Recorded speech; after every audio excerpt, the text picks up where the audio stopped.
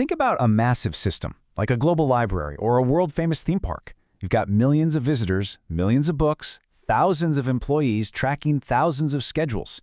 Absolute real-world chaos, right? How on earth does a system like that keep track of every single moving part without just completely collapsing? Well, the secret isn't just buying more powerful computers. It's actually all about how we organize that data before a computer even touches it. By the end of this explainer, you are going to know exactly how to do that. You'll understand conceptual data models, the logical structures that sit right behind them, and exactly how to apply these concepts to translate real-world chaos into organized, hyper-efficient data systems. So when we are designing a massive database, we actually don't start with code. We always start with human intuition. A high-level conceptual data model presents data in a way that is incredibly close to how everyday people actually perceive and categorize the world around them. Think of this step as sketching the blueprint of a house. You really need to know where the walls go before you ever start worrying about the plumbing. Now you might be asking, okay, what are the actual building blocks of this human-friendly model? How do we sketch this out? Well, we use what is called the entity relationship model. And the great thing is it relies on just 3 simple components to capture reality. Let's break them down. First up, we have the entity. Think of an entity as the noun of our database. It represents a tangible, real-world object. For example, in a company, an employee is an entity. A project is an entity. It's basically the core thing that we want to keep track of. Next, we have attributes. If an entity is our noun, an attribute is the adjective that describes it. It represents the specific properties of that entity. So if our entity is an employee, their attributes would be things like their name, their home address, and their birth date. Finally, we tie it all together with a relationship. This is the verb. A relationship represents an association among entities. For example, an employee works on many projects. That phrase, works on, is the relationship connecting the employee entity straight over to the project entity. Simple, right? Nouns, adjectives, and verbs. It is literally like being back in 3rd grade English, just with much higher stakes. All right, now that we understand the basic idea of how humans perceive data using entities and relationships, let's move to how computers actually store it.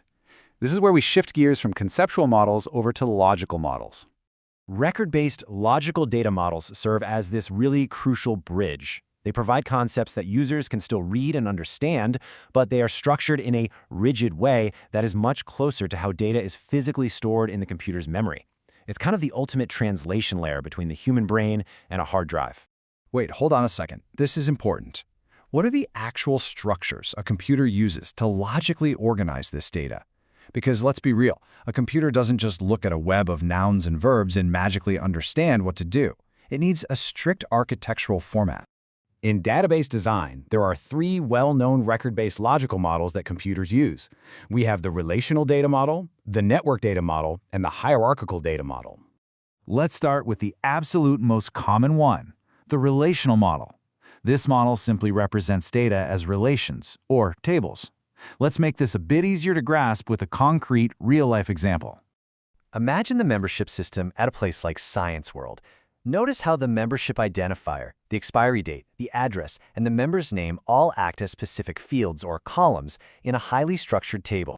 And this brings us to a really vital vocabulary word, the instance. Every single individual recorded in this table, whether that's Mickey, Minnie, or Moose, is called an instance of the membership table. It is one specific record occupying one horizontal row. Now, here is a super common student confusion. You might hear the word relation in database class and naturally think it means how 2 things interact with each other. So, is there an actual difference between a relation and a table? The answer is no. Relation is simply another technical term for a table. Whenever you hear relational model, just think table model. Now let's look at the second logical structure, the network model. This one operates just a bit differently. It represents data as record types, and it links them using a very specific, limited type of one-to-many relationship called a set type. Think of it like a complex web of interconnected files, where one parent record can point to multiple child records in a defined set. It's like a single doctor pointing to a specific set of patients, who in turn point to a specific set of prescriptions. Lastly, we have the hierarchical model. Just as the name suggests, this represents data as a hierarchical tree structure. I want you to visualize a family tree or a corporate organization chart.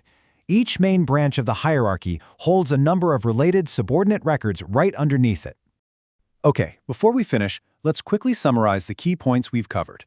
We started at the top with human-friendly conceptual models, categorizing the world into entities, attributes, and relationships.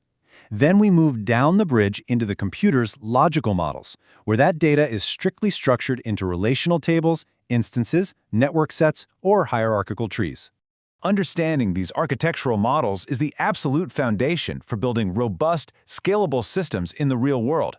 But now that we actually know what these models look like, how do we build them from scratch?